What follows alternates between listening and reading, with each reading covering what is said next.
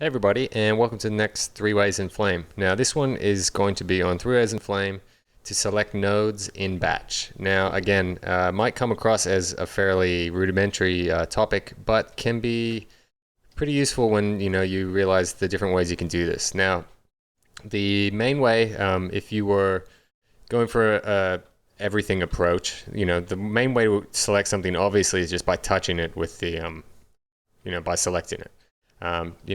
You should know that already. The other ways, again, the bigger the tree, the more complex, the more you want to have control over your selections, and maybe you want to select certain things. So again, there's always been, control dragging, and that will select certain areas that you want. So again, if we could control drag, that will do that. Again, with the compass, so anything encompassing inside the compass, if we move it around, that's going to select everything inside. Now there's a couple other ways too. So say we wanted to select everything in this, on the numeric keypad, the little forward slash next to the number lock, if we press that, it's select all. So that's going to select all the nodes. That also applies in timeline too, with clips and, just so you know, which is handy to know. Now there's other ways. Again, what happens when you want to do certain other tasks, when you want to, just select certain bits. So again, if we select this guy and then control click and control click, you see I'm adding to the selection of the nodes, and now I've released control, and if I move around, you see we've only selected the guys that we wanted. And if we want to subtract from the selection too, all we do is keep control held down, and now I'm subtracting these guys up here. So if I do move these guys, it's only these guys. So that's a cool way to select.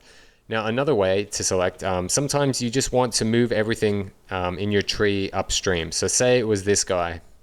If I hold down Alt and click that, you see it connects everything upstream that participates inside of the schematic. Now unfortunately, by design, I'm told, the compasses are not included. So again, if you were going to want to move everything, you do a control drag and then push it down that way. But again, this can come into its own right when you are just looking to, again, see what, in this particular case, and there you go, there's an example of why that kind of is not the best, that it doesn't participate. But again, you can draw your own conclusion there.